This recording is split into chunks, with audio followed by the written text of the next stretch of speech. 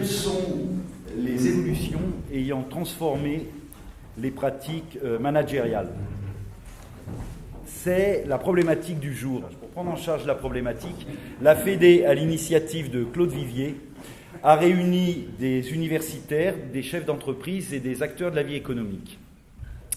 Via 2 tables rondes, ces personnalités vont vous proposer des chantiers réflexifs qui vont avoir trait à la digitalisation tout azimut, à la révolution numérique et à l'arrivée sur le marché de la génération Z. La première table ronde aura pour thème en effet l'impact de la génération Z sur le marché du travail et sur les modes de management. Et la seconde table ronde se demandera quel est le profil du nouveau manager. Voilà, et sans plus tarder, je passe la parole à la marraine de la manifestation, Madame Dominique Carlac, qui a eu l'amabilité d'accepter ce parrainage. Donc bonjour à tous, je suis vraiment très honorée d'être la marraine de cette 2e manifestation. Un petit merci aux amis qui m'ont invité, Jeanne Corot et Clarisse. Je me présente, un petit mot de présentation parce que ma notoriété n'est pas encore très développée. Je suis aujourd'hui vice-présidente du MEDEF. J'ai été la seule candidate à la présidence du MEDEF au remplacement de Pierre Gattaz. Et donc, suite à cette campagne, je suis vice-présidente du MEDEF et je travaille donc depuis 5 ans avec Jeanne Corot au MEDEF. Et j'ai dans ce périmètre nouveau la responsabilité d'une des 14 commissions et la première, en l'occurrence, qui s'appelle « Nouvelle responsabilité entrepreneuriale » et qui a 2 objectifs. Un premier objectif, on a qualifié de l'entreprise inclusive. Comment faire justement en sorte pour agréger toutes les nouvelles générations, quelles qu'elles soient, dans nos entreprises et faire en sorte que nos entreprises restent attractives pour ces nouvelles générations. C'est le premier objectif de cette commission Nouvelle Responsabilité Entrepreneuriale. Et le deuxième objectif, c'est l'objectif de l'entreprise responsable, c'est-à-dire quelles sont les nouvelles responsabilités de l'entreprise et quelle est la raison d'être de l'entreprise, puisqu'il y a eu un gros débat au printemps là-dessus, et le MEDEF avait pris des positions peut-être un peu anciennes, et il s'agit de rénover un petit peu l'image de l'entreprise, et ce faisant l'image du MEDEF. Alors pourquoi je suis ravie d'accueillir et de marrainer cette manifestation? C'est pour 2 raisons, 3 même. La première, c'est quand j'étais en campagne pour la présidence du MEDEF, j'ai circulé partout en France, dans tout type d'entreprise, tout type de territoire, tout type de secteur, tout type de taille d'entreprise. Et le problème numéro 1 qui ressortait de l'avis des chefs d'entreprise, c'est qu'on a du mal à recruter et on ne sait pas intégrer les nouvelles générations. Donc c'est numéro 1. Donc on a ce problème endémique du chômage de masse et à côté de ça, on a des entreprises qui n'arrivent pas à recruter. Donc il y a réellement un problème de frottement entre l'offre et la demande de travail et qui est probablement à creuser sous un angle non pas seulement économique et social, mais probablement sociétal, sociologique, démographique. C'est des clés autres que les simples lois de l'offre et de la demande et les lois du marché.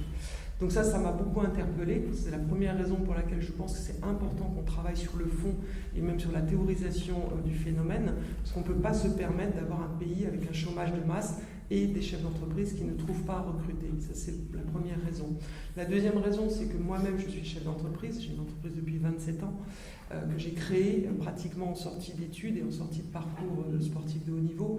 Et j'ai toujours, et moi je suis dans le conseil, donc je ne suis pas de la génération et descendante des hauts fourneaux et des charbonnages de France. Moi, mon minerai et mes machines, si je puis dire, et sans être du tout péjoratif, c'est l'humain. Le consulting, c'est avant tout de la matière grise et avant tout des personnes, hommes et femmes.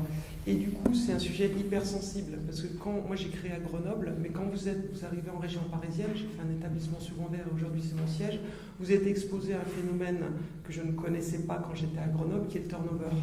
Et donc à nouveau se pose la question de l'attractivité de l'entreprise vis-à-vis de générations qui ne sont plus celles que j'ai beau encore avoir l'impression d'être à l'école et en école post-bac. On n'est plus du tout câblé de la même manière et il faut garder cette attractivité pour pas simplement une question d'angélisme pour la compétitivité de nos entreprises. Et puis la troisième raison, c'est que, comme je viens de citer, j'ai été sportif de haut niveau.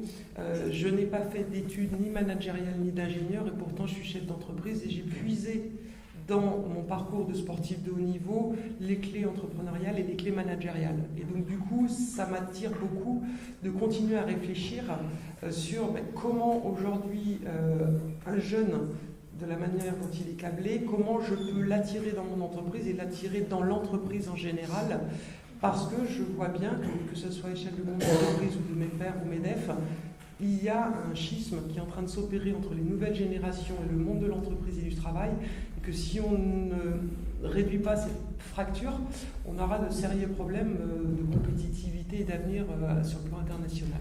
Voilà pourquoi j'ai accepté de marrainer cette opération. C'est très clair.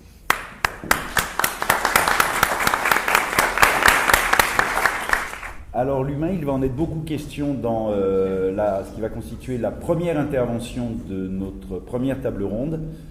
Émilie Coutan va en effet nous parler de l'éthos de la génération Z. Quel est son ADN, quelles sont ses valeurs et en quel sens peut-on dire qu'elle est une loupe grossissante nous permettant de comprendre les transformations sociétales. Voilà, Émilie, vous avez la parole.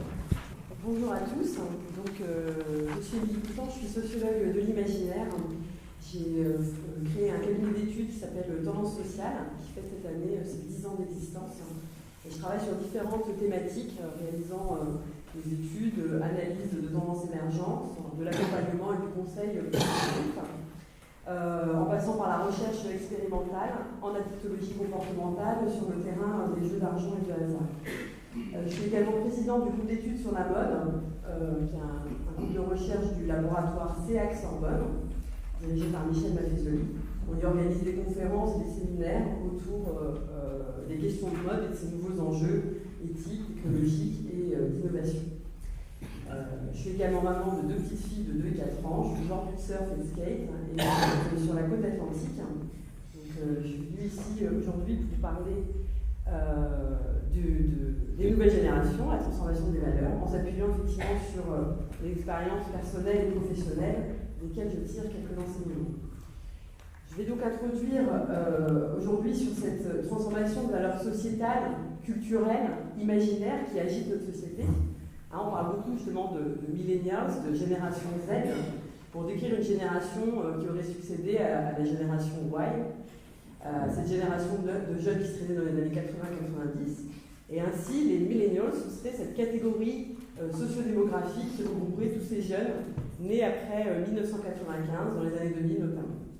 Donc pour vouloir situer, si on se place dans une approche en termes de génération, ils font partie, avec la génération Y, des digital natives. Donc ce sont des générations qui ont grandi dans un monde où l'ordinateur personnel, les jeux vidéo, Internet sont devenus incontournables. Ils sont tous hyper connectés, les nouvelles technologies, de l'information, de la communication, peu de secrets pour eux.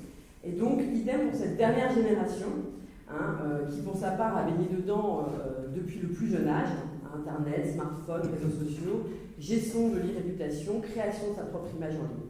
On les décrit comme des zappers, des slashers, avec cette capacité qu'ils ont à combiner plusieurs attributs en un même temps, à la fois geeks, roots, dandy. C'est une génération qui n'est pas du tout auto-centrée, mais plutôt en interaction permanente. Elle pense collectif avant tout, et c'est là le cœur de notre problématique. On parle sans cesse des attentes des millennials, et même si la plupart des études fournissent une analyse comportementale assez juste pour les décrire, parler de génération avec une approche purement sociodémographique ne suffit pas aujourd'hui pour anticiper ces comportements. La perspective qu'on doit adopter doit être beaucoup plus large, plus profonde, et s'inscrire dans le changement de paradigme sociétal. Donc un paradigme, c'est un modèle de représentation des choses, un modèle de représentation de valeurs, d'imaginaire. Aujourd'hui, depuis quelques décennies, on observe un changement de paradigme. On vit dans un monde effectivement en profonde mutation, mutation en pluriel. Parce que là, je suis obligée de vous le dire, parce que normalement j'ai des slides qui passent derrière moi, mais il paraît qu'il n'y a pas de projecteur, donc j'avais préparé un petit PDF.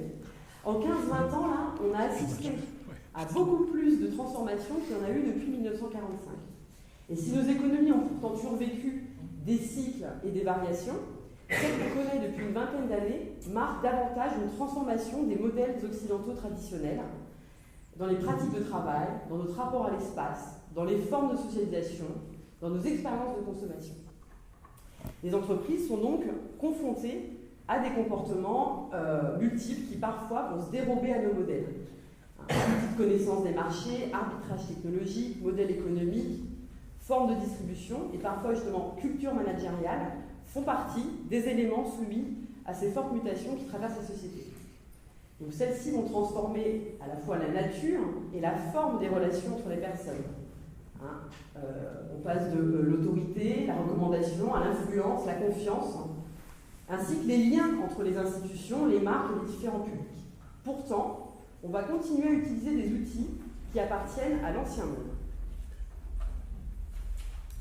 Donc notre maître à penser, le directeur de thèse, Michel Maffezoli, nous rappelle souvent que la fin d'un monde n'est pas la fin du monde. Notre modèle de société occidentale, il s'est développé sur une base qui a été culturellement constante et dont l'origine est écrite, entre autres, dans le Code civil français, réalisé en 1804. On y trouve en effet des définitions de notions telles que la propriété, l'individualisme, la filiation, l'identité, la subordination, le rapport à l'espace privé et public.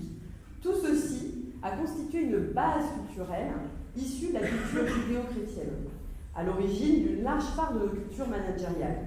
Cette culture de l'effort, de la hiérarchie, de la responsabilisation individuelle, et que l'on retrouve aussi dans les bases du marketing.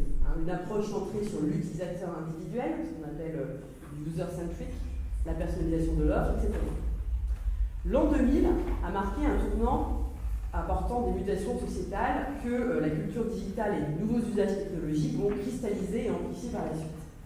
Cette mutation va toucher directement la configuration relationnelle que les gens entretiennent avec leurs semblables, mais aussi avec leurs institutions, avec leur hiérarchie, avec les entreprises et les marques, ainsi que les modèles économiques et la définition de la valeur.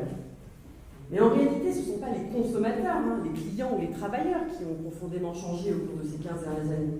Ce qui s'est le plus transformé, c'est la relation sociale, la façon dont chacun interagit avec son écosystème. Et c'est là le premier indicateur de la transformation donc de la relation sociale. On observe donc une nouvelle architecture relationnelle des échanges.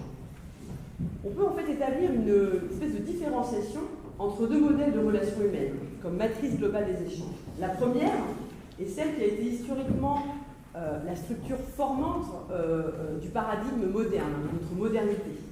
L'humanisme occidental avait placé la question de l'émancipation et de la libération de soi comme un accomplissement de l'individu.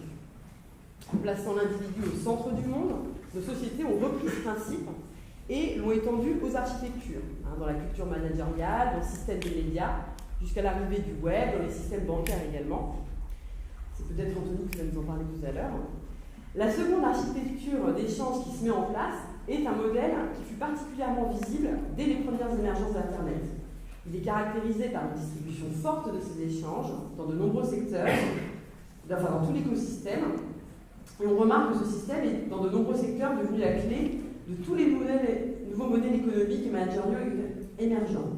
Donc on a un remplacement progressif des systèmes centralisés énergétiques vers le smart grid, l'horizontalisation des systèmes d'information à travers les réseaux sociaux, les médias sociaux, le modèle multimédia, les pure players, etc. dans le secteur média-presse, le blockchain, le bitcoin. On pourrait citer des exemples à merci. 2004 a vu naître Facebook, qui ne représente pas la société, mais qui est la société. On parle d'ailleurs de web social. C'est bien donc l'architecture relationnelle des échanges qui s'est métamorphosée, et c'est ça qui a une influence sur les modèles économiques classiques. Aujourd'hui, un simple tweet va suffire pour faire réagir une marque. C'est quelque chose qui était impensable il y a encore 10 ans. L'idée de consommateur individuel est aujourd'hui devenue complètement obsolète. Elle est en train de disparaître même, puisque la personne évolue dans un contexte d'influence, de recommandation et d'imitation. Le besoin d'imitation et d'appartenance est là le second indicateur de transformation et de changement. On est dans une société qui devient de moins en moins individualiste. Et la construction de l'identité personnelle, professionnelle, se fait avant tout dans l'imitation et l'appartenance primale. Dans un monde de selfie et d'attitudes un peu égotiques, on peut se dire que cette assertion, en tout cas, elle peut surprendre. Or, avec ces différents réseaux sociaux, le digital agit naturellement comme une caisse de résonance. Et ce n'est pas l'individu qui est au centre, mais bien sa relation aux autres, la tribalisation du lien. Les communautés vont se nourrir du digital, et ainsi, les millennials, ils sont très selfie, mais ils ne sont pas du tout selfish. Au contraire, ils ne sont pas autocentrés, mais bien en interaction permanente avec les autres. Donc pour les entreprises, ça va impliquer un changement de perspective. Elles doivent passer de cette analyse axée sur l'individu à l'analyse centrée sur le groupe d'individus.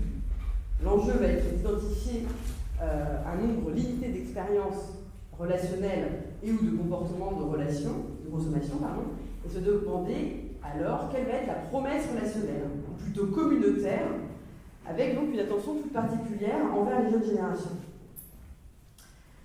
Pendant longtemps, par exemple dans le secteur de la mode, un secteur que je connais bien, la marque savait mieux que le consommateur.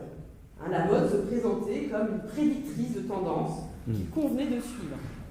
Aujourd'hui, les jeunes générations ne veulent pas un tel rapport de subordination vis-à-vis d'elles, et elles préfèrent justement cet esprit de coproduction ou de façonnement de son propre style à travers des rituels d'initiation et d'imitation.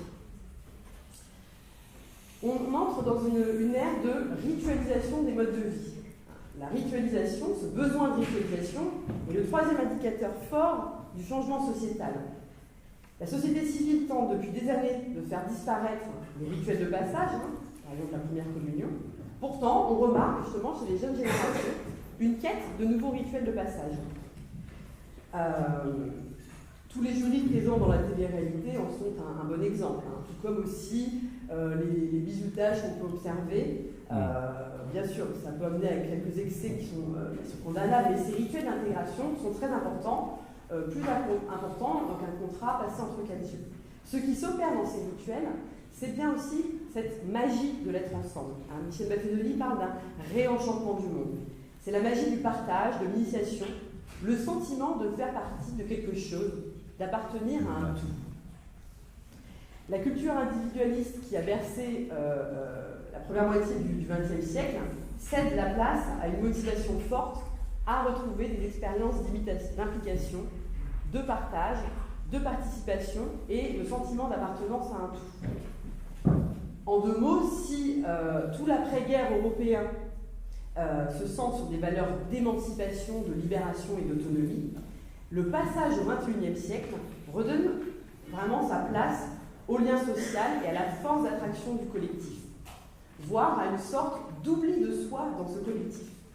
Le web en est la manifestation, tout comme la force des réseaux sociaux, et également donc, toutes ces cultures managériales qui émergent, fondées sur la collaboration, le retour du mutualisme et du modèle coopératif, l'usage plus que la propriété. Tous ces exemples sont un indicateur phare donc, de ce changement profond des valeurs culturelles et imaginaires.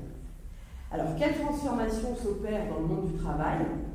Eh bien, il semble qu'on passe d'un individu dit homo faber à plutôt un travailleur plus homo ludens, c'est-à-dire que la culture RH moderne, un peu dépassée, qui était fondée sur le présupposé selon lequel le collaborateur est un agent rationnel, intelligent, qui optimise sous contrainte. C'est cette figure de mot Faber centrale dans le paradigme sociétal moderne. Il incarne une posture de sachant, j'allais dire, on voit sur le slide, on ne voit pas, donc il est dans l'effort, il est dans le dévouement, il est orienté vers le futur. Son imaginaire dominant, c'est la rationalisation, la domestication, le contrôle, le pouvoir. Or, on constate que cette vision du travailleur, cette posture face au travail est aujourd'hui devenue un petit peu obsolète. La gamification de notre société, championnat de cosplay, explosion d'événements e-sportifs, serious game, nous montre que le rapport au travail s'est bouleversé et que la vraie vie se déroule ailleurs, notamment lors de ces rassemblements ludiques, dans la ritualisation de nos modes de vie. Les millennials ne travaillent plus par nécessité, elles travaillent par plaisir. Et donc il est désormais essentiel de repenser la manière dont on travaille. face à la figure de l'homo faber, c'est bien celle de l'homo ludens qui émerge, qui s'incarne dans la figure de l'enfant, du navigateur, de l'homme de défi. Il est implanté dans l'instant présent, enfin dans le présent, voire dans l'instant. C'est un apprenant, un intuitif, qui cherche à accumuler de manière fun et ludique des compétences, s'initier à différentes expériences professionnelles, voire les cumuler, quitte à détourner les codes et prendre des risques. C'est bien l'imaginaire du travail qui est en train de se déconstruire au fil des années et des générations. Les plus jeunes d'entre nous estiment aujourd'hui avoir bien travaillé lorsqu'ils ont été créatifs ou lorsqu'ils ont pris du plaisir, alors que les générations antérieures partageaient le même sentiment lorsqu'ils fournissaient des efforts. Donc les critères d'évaluation de l'attractivité d'un emploi ont considérablement évolué. Les entreprises doivent donc en tenir compte. Donc en ce qui concerne les aspirations professionnelles et ses revendications, appartenance à un écosystème, à une entreprise qui véhicule des valeurs, les millennials, si on prend cette approche sociodémographique, vont plus loin que la génération Y. C'est une génération qui va lui apporter ses propres codes et valeurs. Qu'est-ce que la génération des millennials attend de l'entreprise? Eh bien, elle attend de l'amusement, profiter, plaisir, profiter de l'instant, le carpe diem. Elle attend de l'éthique, d'où l'importance des politiques RSE. Elle attend de l'international. Là, c'est l'importance du voyage d'affaires, au-delà du déplacement professionnel, mais une vraie expérience d'intégration de la culture managériale de l'entreprise. Elle attend de la variété, donc un besoin de nouveauté, de mobilité sectorielle, géographique, mobilité horizontale, voire différents postes dans l'entreprise. Elle attend du management humain, cette capacité d'écoute, capacité à faire confiance à ses équipes. Et surtout, elle attend de l'apprentissage. C'est une génération, on va beaucoup en parler, j'imagine, qui est dans l'auto-apprentissage. Et ça, l'apprentissage va être un facteur d'attractivité en entreprise. Donc l'entreprise de la génération Z doit être porteuse de sens, c'est-à-dire passer d'un système de contrôle à un système de confiance, agile, ça bon, tout le monde en parle, c'est-à-dire innovante et ouverte à l'échec. On dit aussi qu'elle doit être flat, dans le sens de horizontale, une hiérarchie plus aplanie, moins complexe à l'instar des échanges numériques. Pour ces générations-là, c'est la mort du mail, c'est la valorisation des messageries instantanées. Elle est tournée vers l'humain, que ce soit en interne ou en externe. Elle est beaucoup plus égalitaire, elle doit être égalitaire, avec moins de discrimination, plus d'équité et plus de méritocratie. Elle doit être flexible, moins de codes, de contraintes dans l'espace et dans le temps, et donc ouverte. Doit savoir en fait créer des ponts avec l'ensemble de l'écosystème. On n'est plus dans une entreprise fermée sur elle-même, elle est ouverte au monde éducatif, au monde de la recherche, au monde associatif, aux autres entreprises. Donc voilà ce que je pouvais dire sur les mutations des imaginaires et comment cela impacte la relation au travail. Je vous remercie. Alors le passage de l'homo faber à l'homo ludens, le passage de la verticalité à l'horizontalité, c'est-à-dire le passage, disait Savant, de la loi du père à la loi du frère, c'est un nom, c'est un nom en recherche théorique, ça s'appelle l'ultramodernité. La question devient dès lors, eu égard aux préoccupations qui sont les nôtres ce matin, l'entreprise aujourd'hui est-elle capable d'offrir un visage ultramoderne pour être attractive? C'est comme ça qu'on pourrait aussi construire la question. Cela étant dit, l'un des objectifs de notre matinée d'études est le suivant. On voudrait éviter deux excès contraires. Le premier excès, c'est le jeunisme. Et le deuxième, ce serait « c'était mieux avant ». D'où la deuxième intervention, celle d'Anthony, qui va en fait faire surgir, entre autres, la valeur et les limites des millennials. Entre autres, ce sera entre autres objet la pointe de son discours. Tout à fait, merci. Bien, bonjour à tous. Donc, je m'appelle Anthony Mahé, je suis aussi sociologue. Un peu le même parcours qu'Émilie, on a fait notre thèse à la même époque. Et aujourd'hui, je suis directeur d'études dans un cabinet de conseil qui s'appelle Eranos. Et notre travail, c'est justement de décrypter pour les entreprises les grandes mutations de société qui bouleversent, justement, qui transforment les logiques de marché et aussi les logiques managériales et on pourrait même étendre ça au rapport qu'on a aux institutions. Donc aujourd'hui, je vais faire un petit focus justement sur l'impact justement des mutations qui ont été évoquées ici, les grands indicateurs clés autour du collectif, de la communauté, de la question du lien et de la relation qui sont fondamentaux, et de les appliquer justement à comment tout ça bouleverse notre rapport au travail, comment ça bouleverse notre rapport au management aujourd'hui. Je dirais que si il fallait évoquer un changement principal que cela induit, c'est que le travail aujourd'hui ne peut plus être mesuré en unité de temps. Et ça, c'est fondamental parce que ça va poser de sérieuses difficultés dans l'avenir quant à l'évaluation de l'efficacité du travail, l'évaluation de la productivité d'une entreprise. S'il n'y a plus de temporalité pour mesurer ça, on va voir à quel point c'est fondamental. On perd complètement nos repères. Et c'est ça l'enjeu aujourd'hui, le désordre apparent que ça génère. Pourtant, on pourrait se dire, il n'y a pas lieu de s'alarmer, il suffit de regarder un peu ce qui se passe ailleurs, au MIT notamment. On a un ami en commun, Federico Casalegno, qui est sociologue au MIT, et qui, une des devises du MIT, c'est de dire il faut se tromper le plus vite possible. On a des gens qui sont parmi les plus innovants probablement de la planète, dont le principe, le leitmotiv managérial, c'est de dire trompez-vous le plus vite possible, qu'on passe à autre chose, qu'on améliore ce sur quoi on vient de se tromper. C'est quelque chose qui est complètement contraire à notre manière de penser, à notre schéma de pensée managérial, industriel, celui qui a fait l'essor en fait de notre modèle industriel tel qu'on le connaît aujourd'hui. Il y a quelque chose d'assez contraire parce qu'on voit bien dans notre culture managériale, on est plutôt dans une culture de la perfection, faire quelque chose de bien, de propre, de bien présenté. Et on attend justement, on conserve le secret le plus longtemps possible pour dévoiler justement son travail aujourd'hui, notamment à ses managers, etc.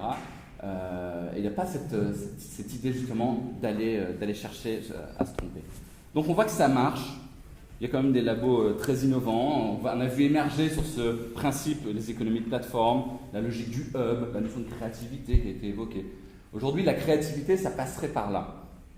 Alors, mon point, c'est d'essayer d'évoquer un petit peu quelle est la nature profonde du changement managérial qui est en jeu depuis l'apparition du monde numérique et porté justement par ces générations millennials, et d'essayer d'évoquer aussi un certain nombre de limites à ce qui est en train de se passer.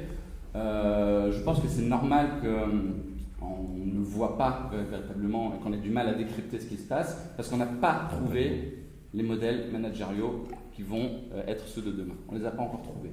On sait qu'il y a des résistances, on sait qu'il y a des choses qui se passent, mais on n'a pas encore trouvé. Et j'évoquerai justement quelques points. Qu'est-ce qui fait qu'aujourd'hui, on doit partir d'un constat pour aller créer de nouveaux modèles demain. Alors, première partie, c'est, je vous ai dit, le travail ne peut plus être mesuré en unité de temps. Ça veut dire qu'on va le mesurer comme un espace. Le travail devient en réalité un espace. C'est intéressant cette notion d'espace parce que justement, il y a peut-être ici la clé pour reconsidérer l'espace comme vecteur d'engagement justement des salariés pour leur entreprise et l'espace comme vecteur de stratégie aussi pour favoriser l'innovation. Donc il y a un double enjeu, l'innovation et l'engagement justement des salariés autour de cette notion d'espace. Michel Maffesoli qui a été évoqué disait le lieu fait lien. Donc effectivement, c'est cette question du lien fondamentale, c'est qu'il y a un rapport à l'espace justement qui est devenu beaucoup plus important qu'on imaginait. Alors comment ça se traduit concrètement quand on pose la question justement à des salariés, définissez efficace. Comment vous pourriez définir que vous avez été efficace aujourd'hui dans une journée de travail? Ça, c'est vraiment toute la question de la productivité dans le travail. Le réflexe qu'on a engrammé en soi, c'est de réfléchir en unité de temps. Vous savez, les diagrammes de Gantt. Mon travail était efficace aujourd'hui parce que j'ai réalisé ma tâche en temps et en heure. Voilà, c'était prévu au planning, dans le rétro-planning. Hop, j'ai bien réalisé la tâche au moment qui m'était imparti. C'était efficace. C'est une notion de computabilité qui est véritablement le leitmotiv des ressources humaines encore aujourd'hui. Et ce qui se passe aujourd'hui, et ce qu'on cherche à trouver sans vraiment trouver le modèle, c'est que le travail qui devient espace, c'est que l'efficacité, c'est simplement que j'ai fait une tâche avec quelqu'un.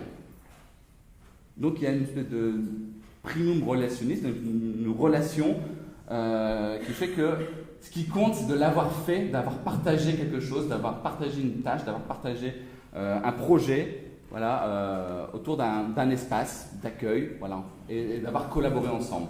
C'est exactement comme ça qu'au MIT, on fonctionne. On fonctionne par espace de travail, et c'est comme ça qu'on génère de la productivité. Donc justement, ça amène ce basculement de la logique temporelle à la logique d'espace, si on considère que c'est plus le temps dans lequel on fait son travail, mais avec qui on le fait, de quelle manière on le fait et quel type de lien ça génère, ça redéfinit la notion de la productivité. Et le psychologue social israélien qui enseigne aujourd'hui aux États-Unis, je crois à Princeton, Dan Ariely, en fait, il s'était intéressé justement à cette notion de productivité. Qu'est-ce qui peut amener les gens à être motivés, donc l'attractivité justement pour réaliser une tâche de travail. Donc il avait fait en fait, vous savez, des expériences de psychologie sociale. Il avait pris deux groupes en fait de salariés. Il avait pris un premier groupe et un second groupe. Le premier groupe, il leur a proposé en fait, il leur a dit vous venez sur votre temps de déjeuner, hein, c'était dans une entreprise, vous êtes salariés. Ils sont venus à l'heure du déjeuner et il leur a dit écoutez, on va faire un exercice ensemble. Vous allez construire des robots. Je vous donne toutes les pièces, etc. C'est juste de l'assemblage, c'est ça. Vous allez tous fabriquer des robots. Tout le monde se met à la tâche. On construit un robot, deux robots, etc. Il dit très bien. Il prend le robot, celui du premier qui a terminé. Il le démonte, tac, méticuleusement. Il lui dit si tu veux, je te donne 1 euro et tu m'en refabriques un autre. Il dit pourquoi pas, j'ai un peu de temps encore, 1 euro. Bon, c'est pas vraiment pour l'argent, mais pourquoi pas. Je refabrique un robot, etc. Il propose ça à tout le monde. Terminé le deuxième robot, très bien. Je reprends ton robot, je le démonte, tac. Est-ce que pour 2 euros, tu vas en refaire un autre? Bon, allez, ok, il me reste un peu de temps, tac. Et ainsi de suite. Le deuxième groupe, le lendemain, il va leur proposer un exercice à peu près similaire, en changeant quelques variables. Il va leur dire, on va construire des robots.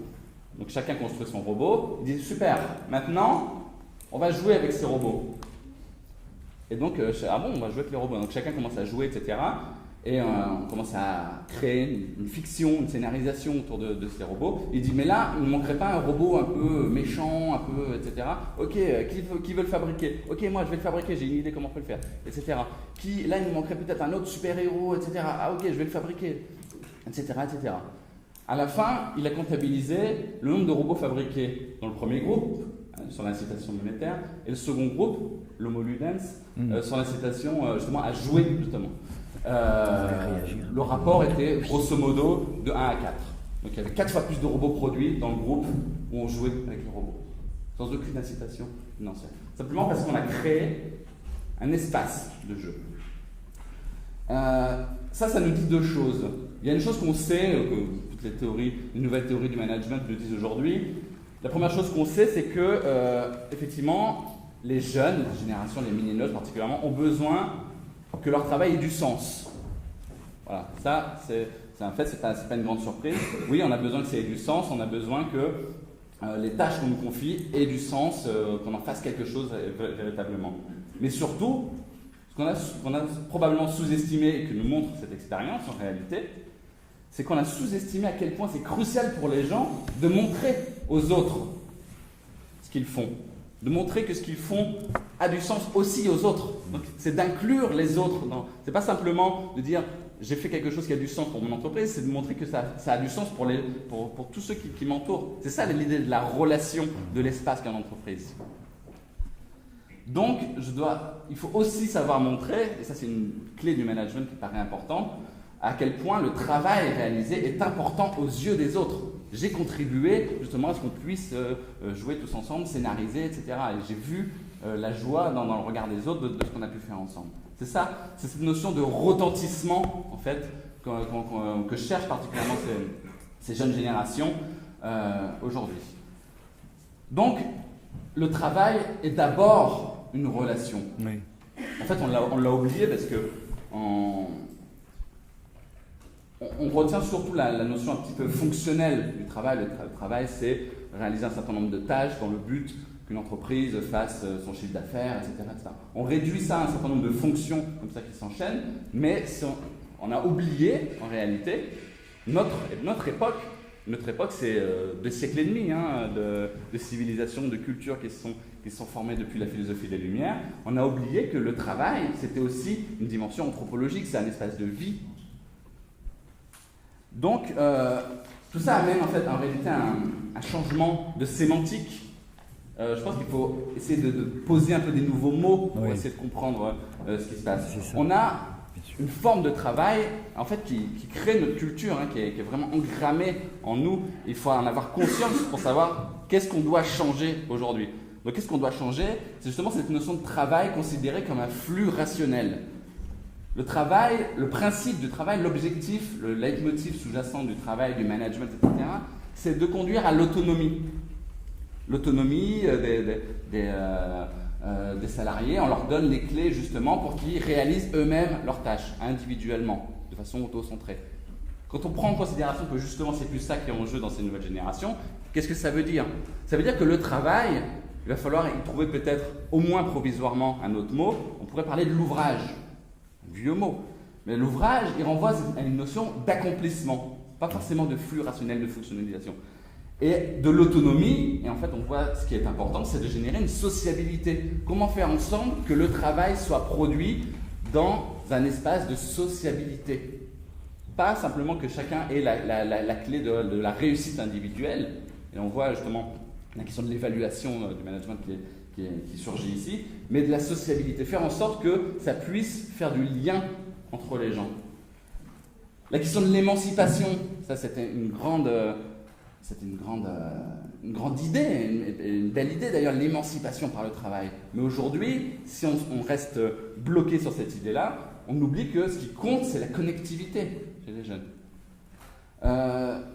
De la logique du résultat, ça, on en fait le constat, c'est la logique essai-erreur. On en parle beaucoup de l'essai-erreur, la culture essai-erreur, un truc un petit peu anglo-saxon. On est quand même assez peu nombreux dans les entreprises à réellement l'appliquer. Je veux dire, il y a une entreprise comme PepsiCo qui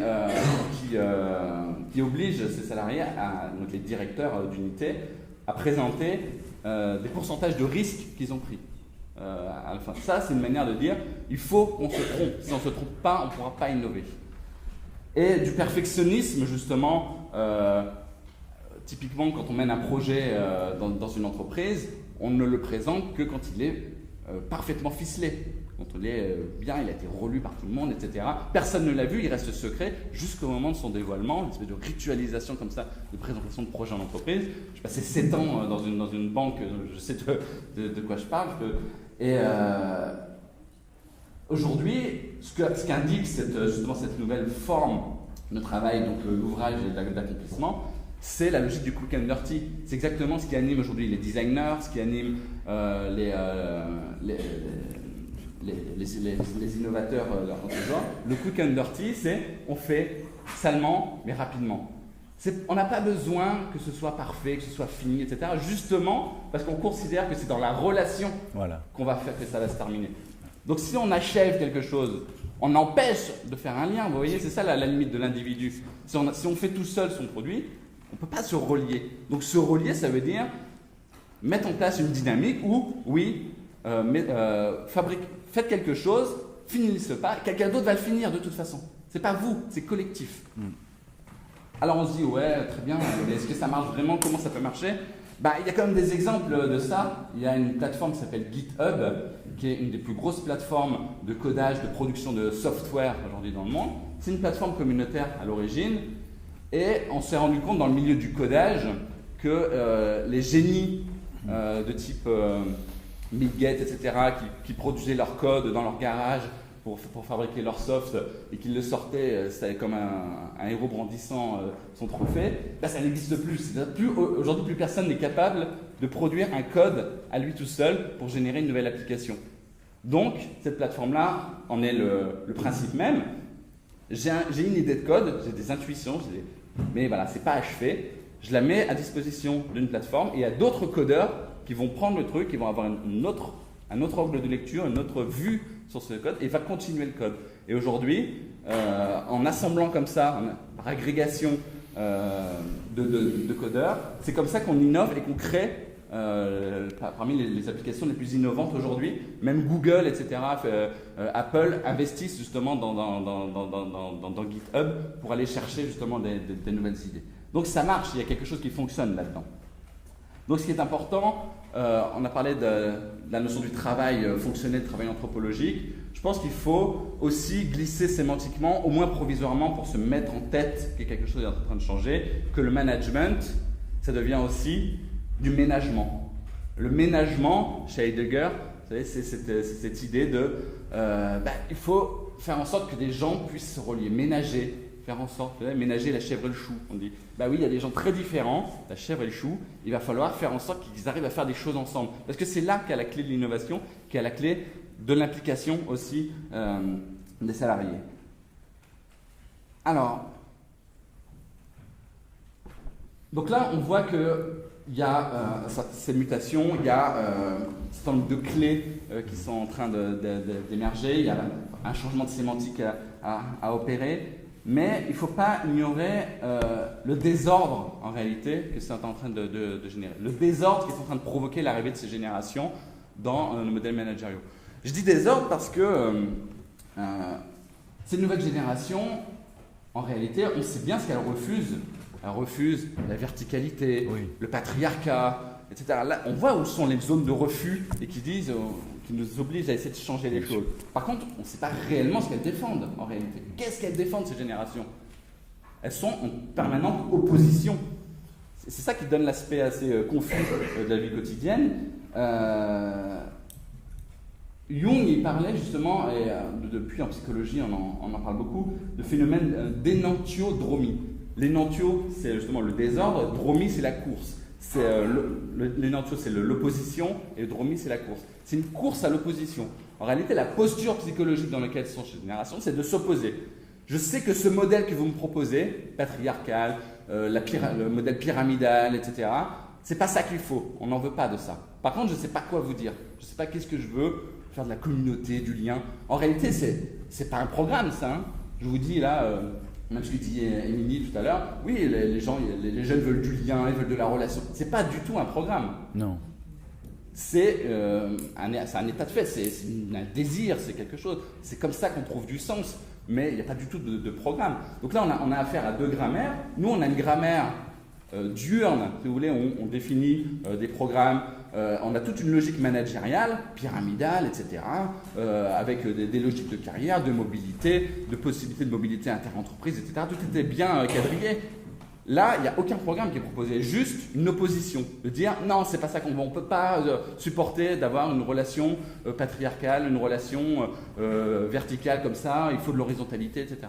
En réalité, ce n'est pas un programme, et pour l'instant, on en est à une époque, à une phase de notre culture où on a besoin d'occuper l'espace. Donc là, on occupe l'espace et on va faire des tentatives. La réalité, c'est que il faut maintenant créer des modèles hybrides. C'est pas les modèles, je veux dire, la Société Générale, un petit peu emblématique de la logique pyramidale militaire, martiale de son management, ne va pas devenir le MIT.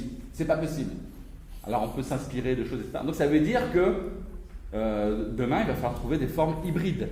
Et c'est dans l'hybridation, justement, de quelque chose qui reprend du langage programmatique et pas un langage un peu mystique comme ça du communauté, du lien, de l'émotion, de l'affect, etc. Il va falloir trouver quelque chose, un ajustement entre les deux. Mais ce qui est intéressant aujourd'hui, à mon sens, c'est qu'on n'a pas trouvé encore ces modèles-là, qu'il va falloir les travailler.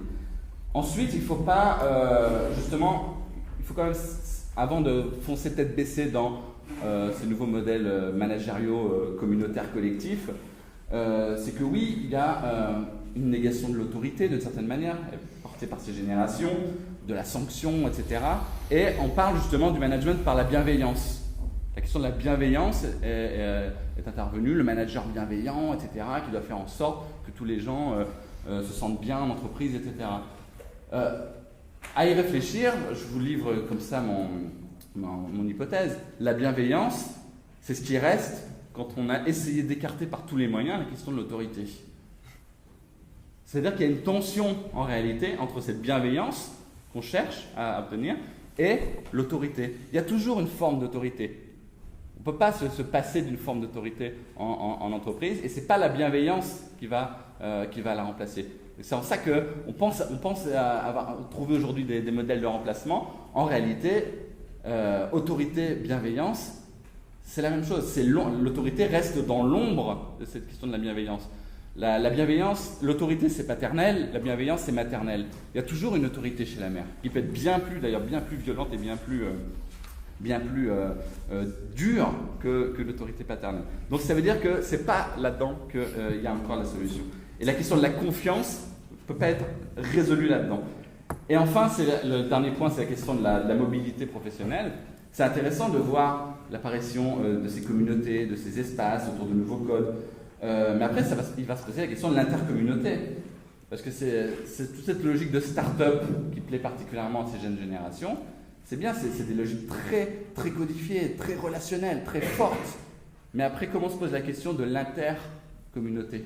Comment je passe d'une communauté à l'autre quand j'ai appris à concevoir dans un modèle extrêmement fort, extrêmement affectif, etc. Comment je fais pour passer dans d'autres modèles ? Ça pose question, on n'a pas encore résolu ce problème. Et en réalité, c'est surtout à l'avantage des fondateurs de la start-up que d'obtenir ce résultat. Ceux qui participent à ça, on ne sait pas exactement, en tout cas on n'a pas assez de recul pour ça, pour savoir véritablement ce qui va devenir. Donc, en conclusion, je dirais qu'aujourd'hui, on a une tendance un petit peu dans la logique des makers. On dit, bon, on voit qu'il y a plein de choses qui se font, on regarde Station F, on regarde les hubs, etc. On part dans la logique du faire. Ben, faisons, mettons des hubs. Et on voit la Poste qui met des hubs de créativité, etc. dans ses bureaux, par exemple, etc. On ne sait pas exactement pourquoi faire, mais on en met et puis on verra bien comment on fait. Je dirais que, au lieu de rentrer dans la course, comme ça, aussi rapidement, un peu comme les makers, etc., il faut se reposer en fait les questions, reprendre du recul, se prendre le temps de l'interprétation philosophique, justement, et de se poser, je dirais, une question qui en réalité est extrêmement liée à ce qu'on vient de dire, c'est de quoi la compulsion du faire, aujourd'hui les makers, etc., de quoi cette compulsion du faire est-elle le phénomène ? Et je pense que là-dedans, il y a des clés, justement, pour réinventer le management. Je vous remercie. Avant de faire réagir notre marraine, j'ai simplement un point d'approfondissement.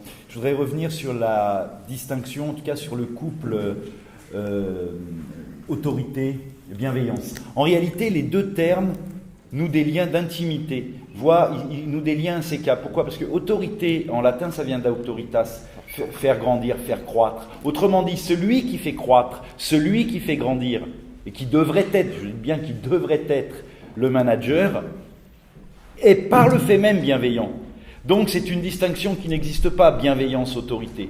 Ce sont des termes intimement liés. Et puis effectivement, je pense qu'il y a une autorité maternelle. Voilà, je vais vous donner la parole. Dominique. En tant que maman, mais en tant que chef d'entreprise. J'ai été très intéressée par les deux interventions des sociologues. Ça montre combien aujourd'hui la performance est au cœur de l'humain et qu'il faut retourner aux fondamentaux de l'humain et du fonctionnement humain. Deux anecdotes et deux allégories pour illustrer le propos de la deuxième intervention sur la notion que l'on passe d'une notion de productivité à travers la notion de temps, à productivité à travers la notion d'espace et de communautarisme et de lien entre les acteurs qui vont faire quelque chose. Moi, je vous ai expliqué en introduction que j'avais un passé de sportif de haut niveau, donc ça m'a toujours passionné d'aller chercher des clés managériales et entrepreneuriales, mais surtout managériales, dans mon héritage sportif de haut niveau. Je ne sais pas, pour les plus anciens d'entre vous, si vous vous souvenez, Split 1990, le 4x100 français avec Marie-Rose, Morinière, Ken Hervé et Sangouma, qui gagne le 4x100 mètres, qui bat au passage le record du monde du 4x100 mètres, et on avait des clients plus que sérieux en face. C'était un championnat d'Europe de mémoire, mais néanmoins, à l'époque, et depuis tout temps, le 4x100 américain a toujours écrasé de son talent l'athlétisme mondial. Pourquoi ? Parce qu'on avait, dans les trials aux États-Unis, pour qualifier des compétiteurs aux Jeux Olympiques, aux Championnats du monde, vous alignez les 4 meilleurs coureurs de 100 mètres du monde, vous vous dites naturellement que ça sera le meilleur 4x100 du monde. Et ce jour-là, à Split, en 1990, les Français, qui ne sont pas du tout les 4 meilleurs coureurs de 100 mètres au monde, gagnent et battent le record du monde du 4x100 mètres. Donc ce qui est intéressant, c'est d'aller voir, mais pourquoi ces gars-là, qui étaient loin d'être les meilleurs au bilan mondial, ont eu ce jour-là le record du monde du 4x100 mètres, indétrôné par les Américains depuis de nombreuses générations. Tout simplement parce que la science de leur entraîneur, qui s'appelait Joe Maisetti, qui était un Corse, avait dit l'objectif, c'est que le bâton arrive, premier sujet, et qu'il ne tombe pas, et qu'il arrive le plus vite possible. Donc l'objectif n'est pas d'aligner les meilleurs coureurs de 100 mètres au monde, mais de faire arriver le plus vite possible le bâton. Et toute la science de l'entraînement va reposer là-dessus. Donc c'est hyper intéressant, parce que là on est en 1990, on n'est pas en 2018, mais moi je l'utilise tous les jours avec mes salariés, à dire l'objectif n'est pas d'aligner les 4 meilleurs consultants dans la mission.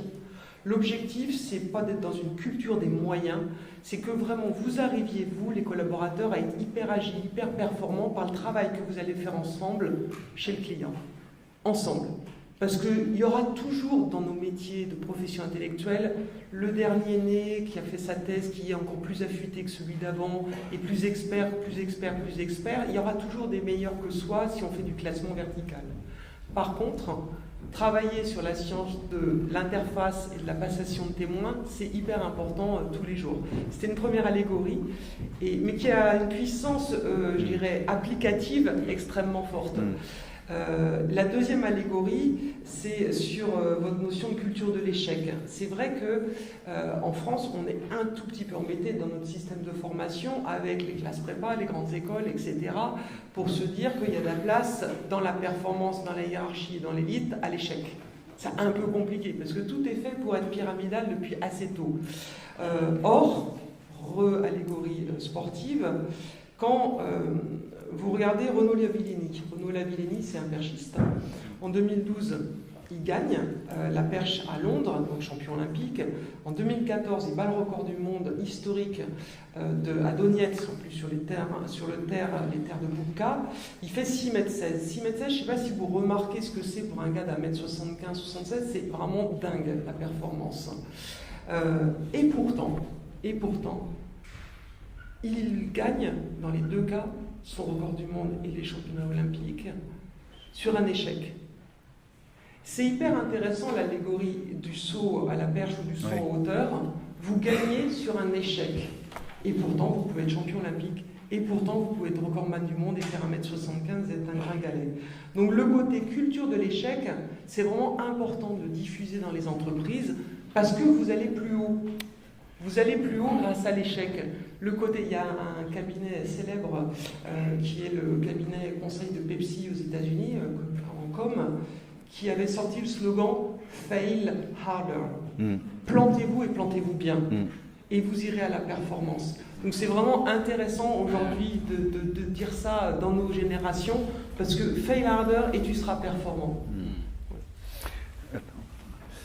Dans sillon de ce qui vient d'être dit, et avant de céder la parole à Olivier Bischoff, qui nous parlera d'une expérience terrain, un mot sur l'échec. Tout à l'heure, il a été évoqué le fait de changer de sémantique, de changer de champ lexical.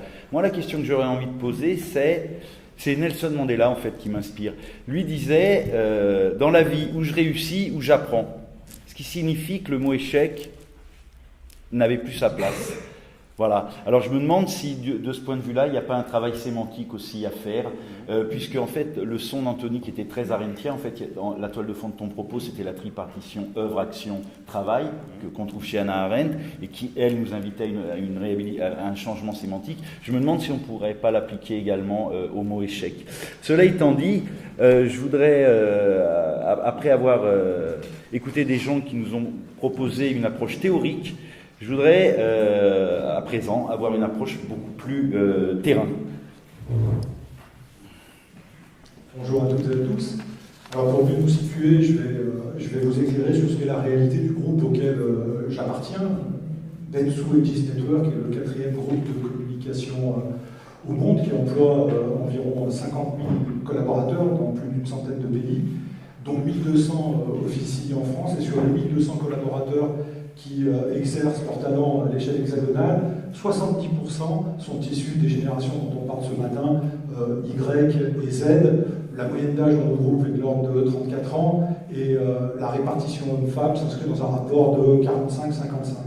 Dentsu, c'est un groupe de communication global, dont l'activité originelle en France était le conseil en stratégie média et en achat d'espace, mais qui depuis une quinzaine d'années s'est déployé dans ce qu'on appelle communément la sphère du hors-média et articulé et a développé un certain nombre d'activités articulées autour de l'événementiel, du sport, du retail, du corporate et de la création dans l'acception la plus large du terme. C'est un groupe qui se définit aujourd'hui comme étant 100% digital, non pas parce que son offre est exclusivement de nature digitale, mais parce que toutes les offres que l'on construit en direction de nos clients ont une dimension digitale qui est extrêmement prégnante. Par ailleurs, au regard des profils qui composent le groupe, je le disais, 70% de collaborateurs issus de nouvelles générations, vous imaginez bien qu'on a une culture du digital qui est très, très prégnante, et puis ensuite, nous sommes sur le marché un acteur du numérique important, puisque nous avons des structures spécialisées à la fois dans l'achat digital, dans le programmatique, dans la création digitale, et bien entendu dans le search. Et puis tous nos processus en interne aujourd'hui sont digitalisés. Mais c'est surtout un groupe, Dentsu et GIS Network, qui a vite compris que la révolution digitale allait entraîner un certain nombre de bouleversements sur les modes d'organisation et de management, et qu'il fallait utiliser la montée en puissance des nouvelles générations comme levier de la transformation et exploiter leur culture du numérique au service d'une organisation dont le leadership est partagé. En fait, on a profité de l'entrée des nouveaux arrivants, et on profite toujours de l'entrée des nouveaux arrivants, pour irriguer une culture, une nouvelle culture de travail et d'imagination, et promouvoir un nouveau modèle économique. Alors concrètement, qu'est-ce qu'on a fait? En fait, on a cassé tous les silos, déjà quelques années, on a cassé tous les silos de réflexion et d'exécution. Aujourd'hui, on travaille en privilégiant des outils de partage et d'expertise et de mobilisation des intelligences. En fait, on est sorti de la verticalité dans laquelle on était effectivement plongé, avec les asymétries qu'elle génère, notamment d'un côté des sachants et de l'autre des apprenants, pour épouser une posture infiniment plus horizontale, infiniment plus transversale, qui permet l'utilisation intensive des outils numériques et des plateformes collaboratives. Ouais, dans d'autres termes, on a compris que ces nouvelles générations, en fait, elles voulaient être partie prenante de la définition et de la mise en œuvre des objectifs, et qu'elles entendaient comprendre ce qu'elles faisaient et contrôler et partager le pouvoir. Et donc on a mis en place une organisation qui fait écho à ces réalités. Alors on a commencé par quoi? Progressivement, on a commencé par écraser un petit peu, mais en douceur, les hiérarchies, pour justement marquer le passage de l'ère industrielle, caractérisée par cette verticalité dont on parlait, à l'ère numérique qui est davantage placée sous le signe de la linéarité. Donc on a resserré les hiérarchies justement pour se conformer à un modèle qui est proche, en fait, un mode d'organisation qui est proche finalement du mode projet. Et puis on a demandé à nos collaborateurs, enfin le groupe a demandé à ses collaborateurs, dont je fais partie, d'être plus flexibles, plus agiles, plus rapides, parce que les modes d'organisation traditionnels, en fait, n'étaient plus en phase avec les évolutions qu'imposait effectivement la révolution digitale. Et d'ailleurs, dans les entreprises clairvoyantes, dont j'espère Dentsu fait partie, on a compris qu'effectivement la qualité de la gestion de la ressource humaine était fondamentale pour l'avenir et constituait un levier essentiel de la compétitivité. Et puis, on a mis en œuvre un certain nombre, évidemment, d'instances, de rencontres, de travail et d'outils digitaux. Alors, je ne vais pas tous vous les citer, je vais vous prendre simplement 2 ou 3 exemples. Vous avez probablement entendu parler des shadow comités qui ont été notamment initiés par le groupe Accor, qui sont des comités de direction exclusivement composés de jeunes issus des nouvelles générations, qui ont un pouvoir consultatif et qui ont surtout la possibilité de faire remonter un certain nombre d'idées auquel la direction générale peut, le cas échéant, donner une matérialité. Alors nous, on n'a pas choisi la voie des shadow comités, je les citais parce que ce sont probablement les plus connus, mais on a mis en place notamment deux instances, une instance de rencontre et une instance de travail. La première instance, en fait, celle de rencontre, elle a vocation à permettre, et exclusivement à ces nouvelles générations, la génération Y et Z, de rencontrer les plus hauts niveaux de management de l'entreprise, en l'occurrence le président, selon un rythme bimensuel et une forme qui varie d'un rendez-vous à l'autre. Et c'est la possibilité pour ces nouvelles générations, pour les nouveaux entrants, d'exprimer leur vision de l'entreprise, leur vision du développement de l'entreprise, de parler de leur environnement de travail, de la réalité de leur travail au quotidien, de parler, le cas échéant, effectivement, de la qualité ou de la relation qu'ils ont avec leur hiérarchie. Et ils le font sur un mode qui est extrêmement libre, transparent et très ouvert. Et ces instances de rencontre, ils ont une double vertu. La première, c'est d'offrir effectivement un espace d'expression à ces nouvelles générations, je le disais, libre, sans réserve et revendiqué par elles, de surcroît.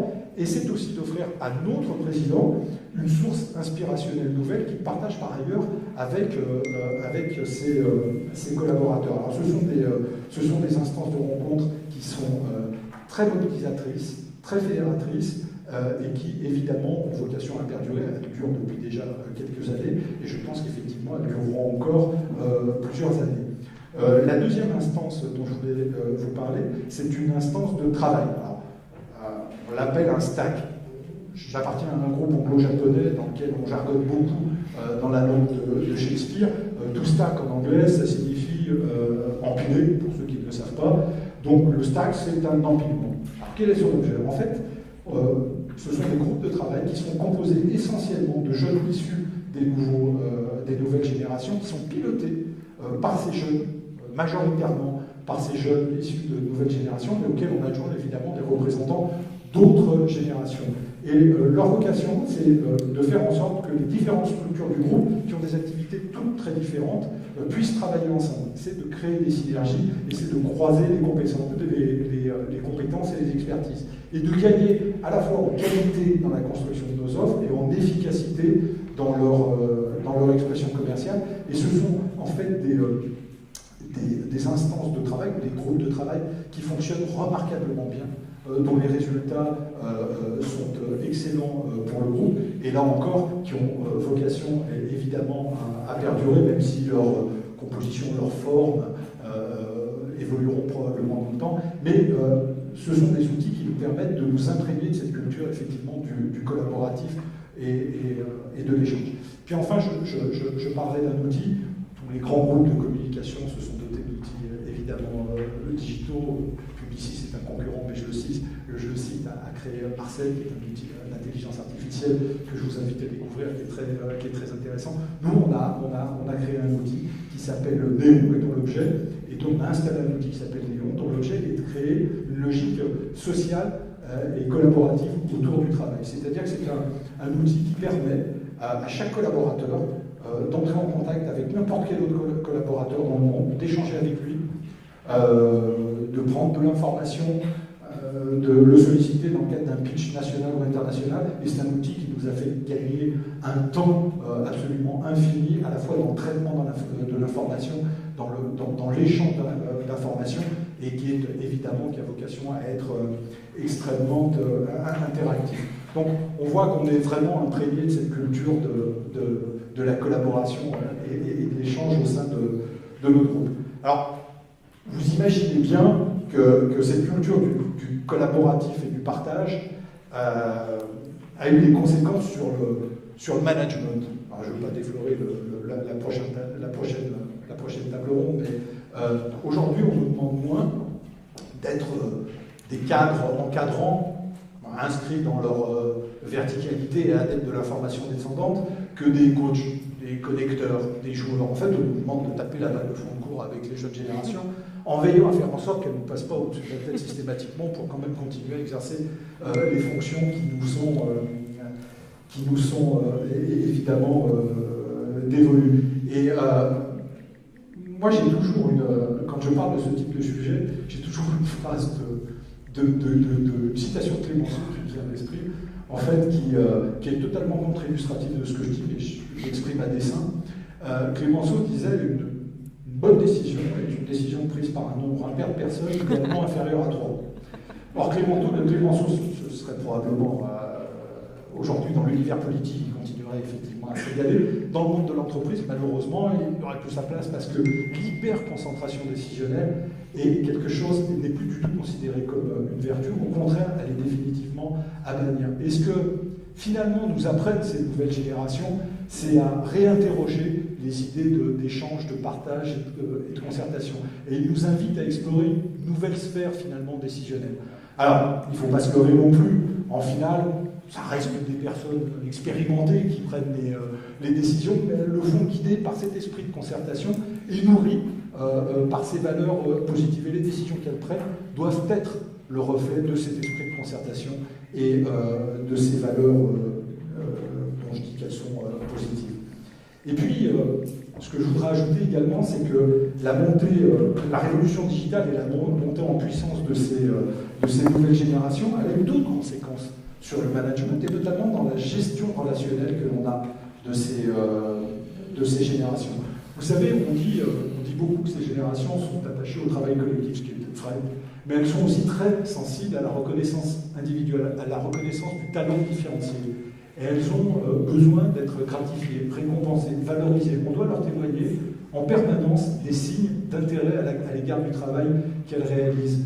Et elles ont besoin d'être considérées, d'ailleurs elles le revendiquent, comme des clients du groupe. Et elles veulent les mêmes égards. Et vous savez, on parle, rejargonné, on parle de CRM, Consumer Relationship Management, et aujourd'hui on parle d'ERM dans les entreprises, d'Employees Relationship Management, c'est-à-dire à quel point on a besoin, ils ont besoin qu'on s'occupe d'eux.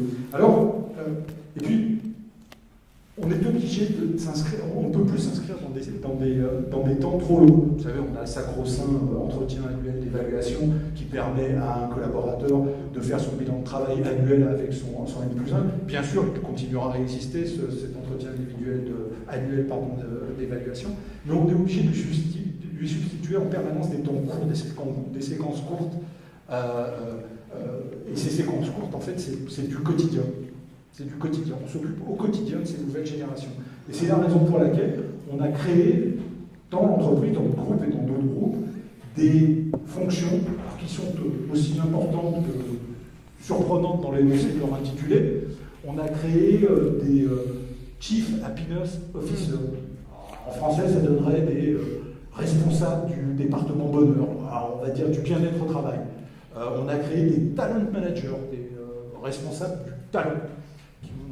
Et ces personnes qui sont rattachées à la direction des ressources humaines, chez nous en tout cas, ont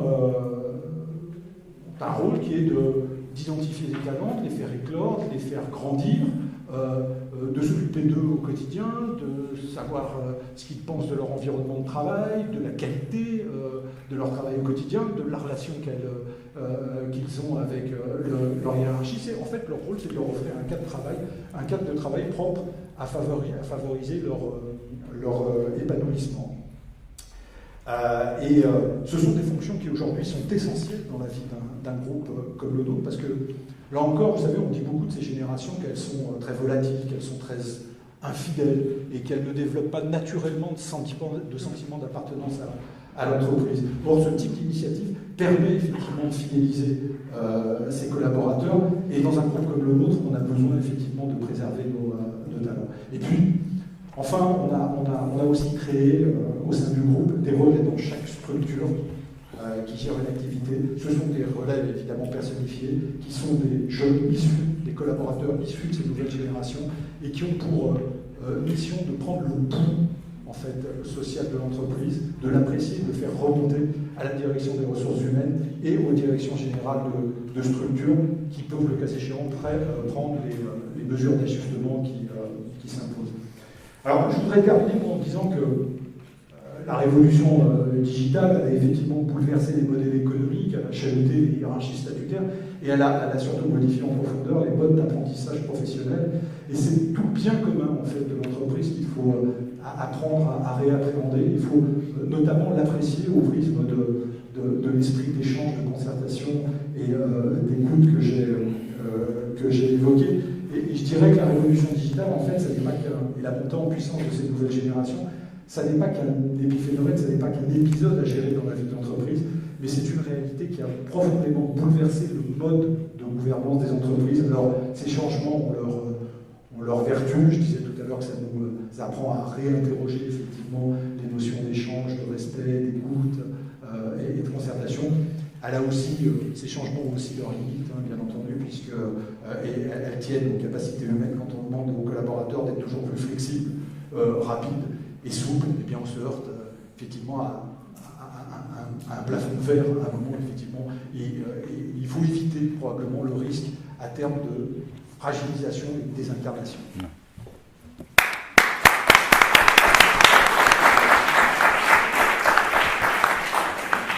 Alors si j'ai choisi le groupe Dentsu, ça n'est pas uniquement pour des raisons de commodité, c'est aussi et surtout parce que ce groupe a créé une fonction qui est assez curieuse, c'est celle de directeur des transformations. Et le directeur des transformations du groupe Dentsu, il nous a fait l'amabilité d'être là. Donc je vais lui céder la parole quelques minutes pour qu'il nous présente, pour qu'il précise le discours d'Olivier Bischoff. Merci Jean-Louis. Je vais être très modeste parce que j'ai été nommé il y a 2 mois. Donc j'aime autant vous dire que je ne vais pas faire devant vous étalage d'un grand bilan. Mais peut-être rendre compte, au-delà de ce qu'a pu faire Olivier, de ce qui a été fait par certains de mes prédécesseurs. Et donc je vais rajouter 2 exemples un peu simples. Et puis après, si vous me permettez, je réagirai avec un petit propos sur les interventions des 2 sociologues précédents. J'ai eu la chance, moi, d'intervenir dans plusieurs groupes et dans de grandes entreprises, et donc j'ai pu voir un peu la réalité et la diversité des organisations. Si aujourd'hui je suis en charge de la transformation du groupe, Chief Transformation Officer, c'est pas Chief Happiness, mais c'est quand même un titre bizarre. C'est bien parce qu'on doit adapter nos organisations, alors d'abord au marché, il faut être clair, d'accord. Le marché, notre marché de la communication change de façon considérable et on doit ajuster notre organisation, développer nos ressources, positionner nos forces sur des secteurs qui évoluent de façon très très rapide et ce d'autant plus vite que nous sommes fortement impactés par la digitalisation des choses et de la vie. Mais également, je dois adapter l'organisation en fait à la réalité humaine qui vient d'être décrite précédemment. Et là-dessus, je voudrais prendre 2 exemples très concrets. Premier, en fait, les gens sont toujours riches de choses dont on ne perçoit pas la mesure dans l'entreprise. Quand vous rentrez dans une entreprise, vous avez une évaluation en fonction de vos études, en fonction d'un certain nombre de votre expérience, de ce que vous avez fait, mais on vous demande rarement des choses. Alors, on voit toujours circuler des CV avec des gens qui ont des compétences pour la course à pied, pour le théâtre, pour les langues étrangères, pour la culture, un tel, mais en fait on n'en fait rien. On n'en fait juste rien. Et c'est bien dommage, parce que c'est une occasion d'échanger et une occasion d'apprendre aux autres des choses qui vont évidemment leur servir dans leur perception de leur travail. Donc on a très récemment lancé une initiative qui s'appelle Teach Me, et on a vu fleurir sur de grands stickers géants sur les portes des ascenseurs de Dentsu, sur tous les écrans, en fait une invitation à s'inscrire sur des plateformes pour mentionner, expliciter quelles étaient ses passions, et pas uniquement professionnelles, d'accord, ses passions, les sujets qu'on maîtrisait particulièrement et dont on se ferait à plaisir, qu'on aimerait communiquer, qu'on aimerait apprendre aux autres. D'accord ? Donc cette initiative concerne tous les salariés. Chacun peut venir, et il y en a qui sont, et on a eu des campagnes de communication interne sur le registre. Vous êtes à 2 doigts de comprendre le référencement marche le référencement sur Internet. Vous êtes à 2 étages de savoir comment marche le référencement sur Internet. Mais aussi, comment on peut faire un gâteau au chocolat, ou comment on peut faire ceci, ou comment on peut faire cela. Donc ça, c'est une initiative qui vise à valoriser en fait les compétences des uns et des autres, et pas uniquement les compétences professionnelles. Deuxième initiative, j'ai été alerté par la direction des achats, on crée aujourd'hui de plus en plus de fournisseurs tous les mois. C'est-à-dire qu'un groupe comme Dentsu, dont Olivier a rappelé la caractéristique en France, on crée 100 à 150 fournisseurs par mois. C'est dingue, c'est juste dingue. Ça vient d'où ? Non pas qu'on gère particulièrement mal le processus achat, quoique, mais le plus vraisemblable, c'est que nous faisons appel à des ressources qui ne sont pas des ressources salariées. En fait, il y a beaucoup d'anciens salariés, mais pas que. Il y a beaucoup de gens dans notre environnement qui vivent et qui n'ont pas particulièrement envie d'être des salariés du groupe, mais qui ont envie d'être partie prenante des métiers du groupe. D'accord ? Et c'est ces gens-là que nous faisons travailler de façon très régulière, parfois quelques heures par mois, parfois un peu plus, quelques jours, ou parfois même un mois complet. Et bien finalement, ils n'ont pas des attentes d'entreprise, ce sont des entrepreneurs individuels qui font une conférence ici, qui travaillent pour nous, qui travaillent pour d'autres groupes, etc., etc. Ce sont de toutes petites structures, et ces structures-là, qui sont par définition assez fragiles, on s'est rendu compte qu'ils ne pouvaient pas être payés, comme le disait Jean-Louis, à 4 mois d'intervalle. Enfin, c'est juste impossible. Enfin, si vous les payez comme on paye malheureusement les sous-traitants en France, on les fragilise, ils sont beaucoup trop fragiles.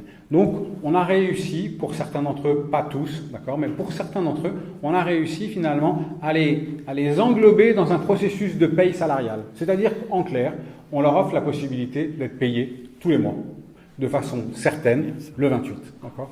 Voilà. C'est une petite initiative, mais je trouvais qu'elle est très, très intéressante. Merci. Après, j'avais juste un chiffre, si tu me permets, Jean-Louis. Dans tout ce qui a été dit sur la différence générationnelle ce matin et sur les particularités auxquelles j'adhère à 100%, je voudrais juste dire 2 choses. La première, c'est que dans la relation au travail, il ne faut pas qu'on oublie quand même en France que les salariés sont satisfaits de leur travail. D'accord ? Et de façon massive. Quand je dis massive, c'est-à-dire qu'il ne faut pas qu'on perde cette idée que les gens, bien sûr, nous, entreprises, on doit s'améliorer, on doit changer plein de choses, mais globalement quand même, depuis 20 ans qu'on mesure ces statistiques de la satisfaction au travail, on a des scores qui ne sont pas honteux, d'accord ? On oscille, toute génération confondue, entre 70 et 80% de satisfaits au travail. Après, évidemment, il y a globalement satisfait ou très très satisfait. On peut aller travailler ces choses, mais gardons ce chiffre en tête. Et un deuxième chiffre en tête, tout ce qu'on a dit ce matin doit s'adapter à la réalité des entreprises. Et les entreprises, même si je suis tout à fait d'accord pour dire qu'elles sont confrontées à des problématiques similaires, elles parfois traduisent des réalités différentes. J'ai été directeur du marketing et de l'innovation de Malakoff Müllerick. 85% de femmes, d'accord, moyenne d'âge 54 ans. Les problèmes ne sont pas les mêmes que chez Dentsu, où on a, dans certaines filiales, 35% de turnover, une moyenne d'âge de 34 ans et la parité. On doit aussi, dans toutes les idées qu'on secoue ce matin et les actions, on doit tenir bien compte de la réalité du corps social avec lequel on travaille tous les jours. Merci. Voilà. Merci beaucoup. Donc, après l'action des grands groupes en direction des nouvelles générations, je voudrais qu'on ait à présent le regard de Dominique Amirault, et la question que je vais lui poser est la suivante: et qu'en est-il des petites et moyennes entreprises à l'endroit de la digitalisation, de la révolution numérique et de l'accueil des nouvelles générations? Je suis en même temps président de la FEF, c'est la Fédération des entrepreneurs de France, et qui sont généralement des PME, et donc c'est vrai que c'est une approche un peu différente de celle qui était ici jusqu'à maintenant. Et en fait, ce qui nous caractérise, c'est d'être entrepreneur. Entrepreneur PME, ça va de la start-up, la TPE, PME, ça peut aller jusqu'à l'ETI, parce que l'objectif n'est pas de rester moyen ou petit, mais c'est de grandir, et un jour ou l'autre, on devient ETI. Et donc, pour nous, ce qui nous caractérise, c'est qu'on soit indépendant. C'est-à-dire qu'on a pris notre risque à un moment de réaliser notre projet. Alors, moi, je suis passé par des fonctions dans les groupes, etc. Je dis, moi, j'ai envie de me faire moi-même, ça me manque dans ma vie, je ne voudrais pas avoir été que salarié.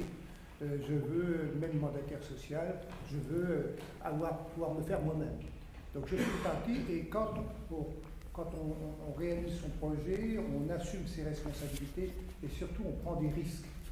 On prend des risques qui sont d'autant plus difficiles qu'on est indépendant. On n'est pas abrité par un groupe, on n'est pas responsable de l'argent des autres, on est responsable de son propre argent, parfois de sa propre famille, qu'on peut voir détruite par le risque qu'on prend. Et c'est dur d'être entrepreneur en même temps que c'est passionnant. Donc voilà ce que je représente, modestement. Alors, par rapport à la question posée, c'est vrai que nous sommes, bien entendu... Alors, une autre caractéristique des entrepreneurs qui sont avec moi, nous ne sommes pas une fédération, mais une communauté.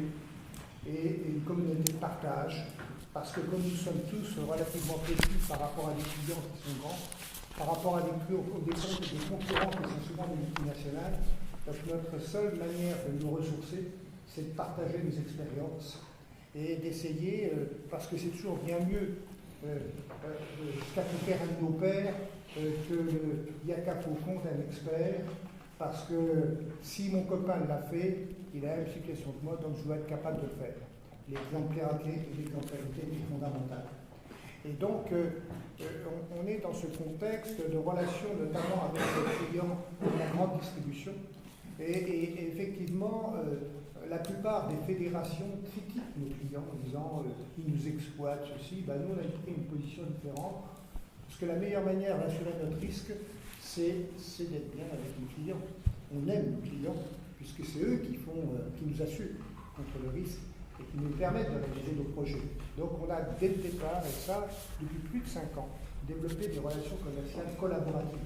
Donc ce qui fait qu'on est extrêmement pragmatique, très business. Notre objectif entre nous, c'est de développer, fluidifier la relation commerciale pour qu'elle développe un courant d'affaires. Alors, ce qui fait que, eh bien, on est complètement dans cette transformation qui se produit depuis quelque temps, et je trouve qu'on parle trop de digital, parce que le digital n'est qu'un moyen. C'est vrai, comme il y en a eu d'autres dans le passé, qui permet de coordonner un certain nombre d'informations, de data, et qui permettent d'optimiser un certain nombre de relations et voire faire évoluer nos comportements. Et mais en fait, on est dans une situation où il faut être ouvert à ça. Et comme tout entrepreneur, on doit s'adapter pour pouvoir en tirer le meilleur profit. Et tout ce qui nous caractérise, moi je ne pense pas que ça ne change pas notre management. Je pense si on veut réussir en tant qu'entrepreneur, pour ne pas se casser la gueule, excusez-moi d'être vulgaire, ben, si on ne s'adapte pas, on est foutu. Donc ça, c'est fondamental en nous. Donc on a toujours joué cette adaptabilité constante. Effectivement, il faut aller contre les modèles. Je suis contre les normes. Je considère que c'est anti-innovation, pas technique, mais sociale. Donc il faut être ouvert à tout. Et donc, par nature, effectivement, eh bien, on sait que c'est par là qu'on va pouvoir réussir.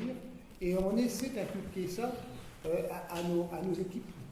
Parce que ce qui caractérise un entrepreneur tel que c'est perçu par un entrepreneur PME, tel que c'est perçu par les consommateurs, c'est qu'on a une dimension humaine.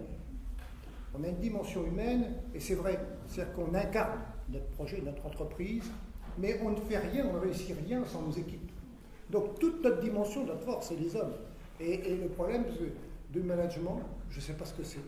C'est plutôt coacher nos équipes pour qu'elles grandissent ensemble. Et on sait qu'il y a de richesses que d'hommes. Et si on veut grandir nos hommes, eh bien automatiquement c'est l'entreprise qui en tire profit. Donc on est plus dans un problème de comportement, dans un problème de modèle. J'ai entendu modèle, c'est pour ça me fait peur, les modèles, les normes, tout ça. Il n'y a rien de plus conventionnel que ça pour bloquer les évolutions. Or il faut être ouvert à tout. Et je pense que c'est un état d'esprit. Et on a réussi à faire quelque chose qu'on se moquait de moi il y a 5 ans, quand j'ai dit il faut qu'on développe des relations non pas réglementaires et normatives avec nos clients, mais le faire de façon contractuelle. Ça devient, il faut qu'on s'entende, quand on a un problème, on se met autour d'une table, on essaie de trouver une solution. Et puis, pas la peine de demander d'aller pleurnicher auprès des politiques hein, et des parlementaires qui ne connaissent rien, qui sont déconnectés du terrain. Entre nous, on peut trouver des solutions par nous-mêmes. Et puis, ben, on a joué ce jeu, ça a été un pari qui a été qu'en partie réussi, mais en grande partie réussi. Conséquence, 5 ans après, je vais vous parler de choses très concrètes. La croissance de la grande distribution. Alors que nous représentons en tant qu'entrepreneurs PME 20% des fournisseurs, nous expliquons 80% de la croissance de la grande distribution aujourd'hui. Tout simplement par ce style collaboratif, par le fait qu'on est ouvert aux autres, d'abord à nos clients, mais à nos collaborateurs, fait qu'on a été obligé de nous adapter. Et quand on dit que, pour moi, ce n'est pas de la théorie, la PME doit être créative et agile, mais c'est dans notre nature, sinon on crève. Donc, je ne pourrais pas dire plus que ça. Je suis désolé, mais je ne saurais pas théoriser sur ce qu'il faut faire, et je ne veux surtout pas donner de conseils.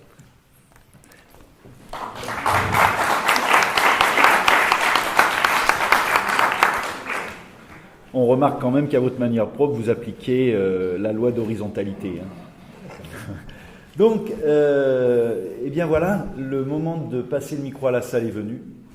Alors, si certaines d'entre vous ont des questions, un micro va circuler et on va s'offrir 15 minutes de questions avant la pause et avant la deuxième table ronde. Bonjour, Christian Casté. Donc, on a parlé de l'accord tout à l'heure, j'ai bien aimé. Maïzet est un bon entraîneur. J'ai beaucoup apprécié tout ce que vous avez dit. Je voudrais faire quelques remarques et vous parler d'une expérience pour que vous me donniez votre point de vue sur cette expérience.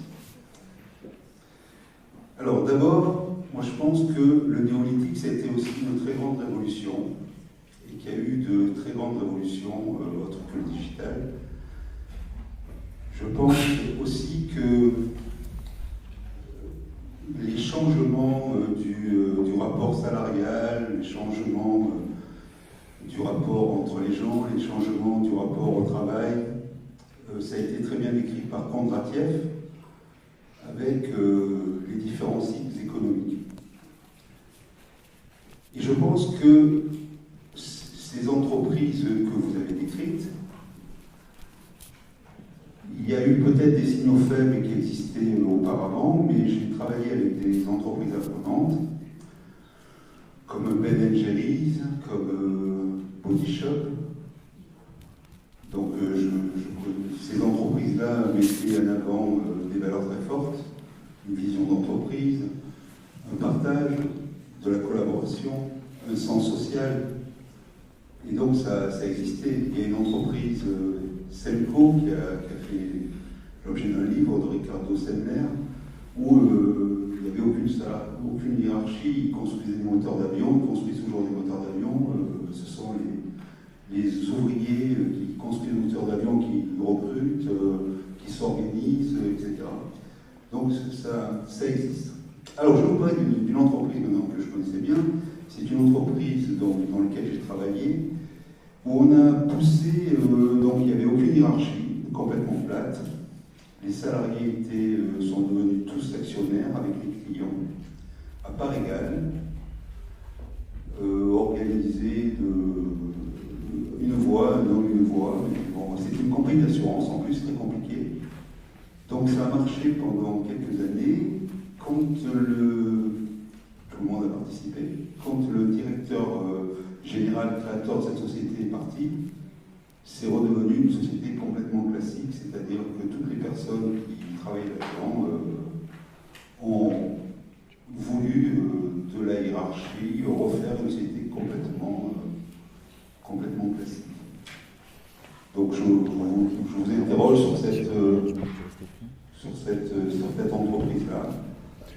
Qu'est-ce que vous en pensez? C'est-à-dire ça a marché pendant 12 ans, vraiment structure très plate, tout le monde gérait son petit centre de profit de façon autonome, avec le chéquier de la compagnie, régler les sinistres tout seul, allant même jusqu'à se payer son salaire, des réunions d'équipe où les gens embauchaient ensemble avec des clients. Donc c'est redevenu une société complètement classique. Je vous remercie. Bonjour, Farhan Yassemi, je suis président de la Commission des droits de l'homme de la Fédération européenne des écoles. Merci de cet rassemblement qui est très intéressant. On apprend beaucoup de choses. Et Jean-Louis, à chaque fois, c'est la deuxième fois que tu fais quelque chose qui est vraiment intéressant. Et merci à Claude également qui organise toutes ces choses-là. Donc, je voulais parler de deux choses concernant plutôt l'aspect sociologique et les deux personnes qui sont parlées au début, concernant la génération Y et Z. Quel est leur point de vue sur l'État, d'une part, et sur le système d'éducation, d'autre part, et également, troisième chose, que je n'oublie pas, sur l'aspect humanisme, c'est-à-dire ce travail de groupe au co-œuvrage, que notre ami voulait chercher un mot, éventuellement co-œuvrage, créé ensemble, sur ces choses-là et sur les groupes de travail qu'on le voit tous les jours par ces générations. Et voilà, leur relation avec l'État, éducation et également humanisme. Comment vous voyez les choses? Merci beaucoup. Donc, plusieurs questions. Peut-être juste un point par rapport à ce que vous avez soulevé tout à l'heure sur ces entreprises qui font des pas en avant, des pas en arrière. En change de dirigeant et en change de modèle. Je pense que les exemples sont multipliables à souhait, hein, j'en aurais plein aussi.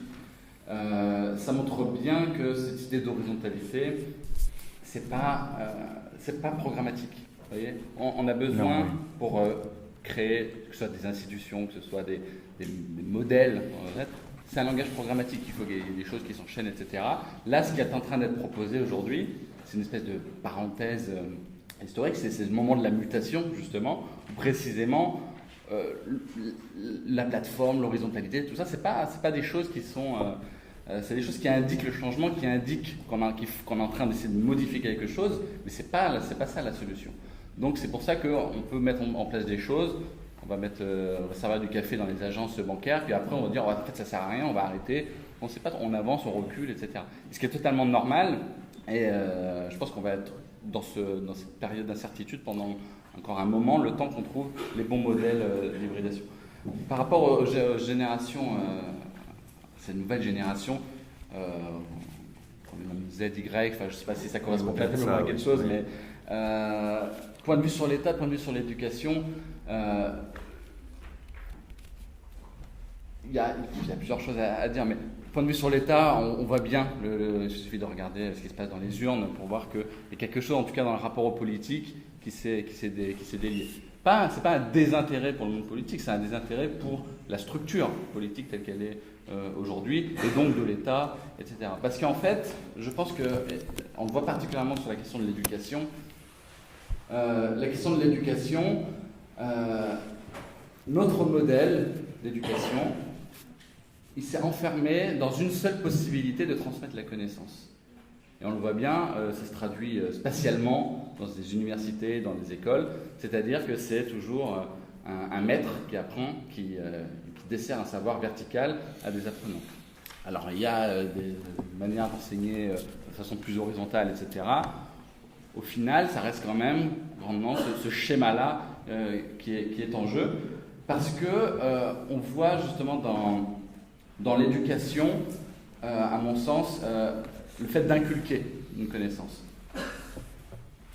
Inculquer, ça veut dire talonner. Vous voyez, on met des coups de talon. Ça, c'est le leitmotiv, pour moi, de notre système éducatif.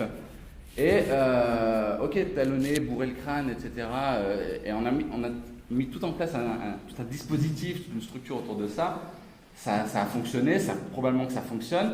Mais en fait, il y a des zones d'ombre, des zones d'incomplétude là-dedans. Parce qu'il y a des tas de manières d'apprendre. Déjà, on n'apprend pas que les connaissances. Aujourd'hui, on s'en rend compte, on apprend sur soi, on apprend sur les autres. Il y a la connaissance relationnelle, la connaissance de soi, etc.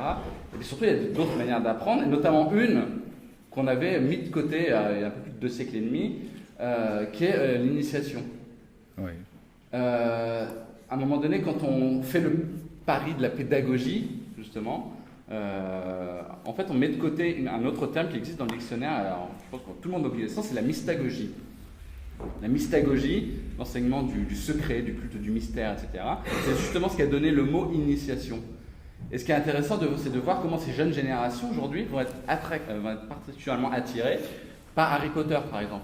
Harry Potter, dont le principe de l'éducation, la manière dont on apprend la sorcellerie, c'est pas que la sorcellerie en soi soit importante, c'est la manière dont on l'apprend qui est importante. Elle est initiatique. Et je pense qu'il y a quelque chose là-dedans, dans le processus d'apprentissage initiatique, avec les lieux secrets, etc., le fait de passer des épreuves, des rituels de passage, on cherche des nouveaux rituels de passage, etc. Et c'est ça, en fait, ces nouvelles générations sont en quête de quelque chose d'autre. Aujourd'hui, l'éducation, je n'ai pas l'impression qu'ils se préoccupent vraiment de ça. Je pense qu'il y a des écoles, je pense que toutes les écoles qui renouvellent leur campus aujourd'hui, on a travaillé avec l'EM Lyon il n'y a pas longtemps, ils y réfléchissent du coup, comment on va intégrer des espaces de partage, des choses.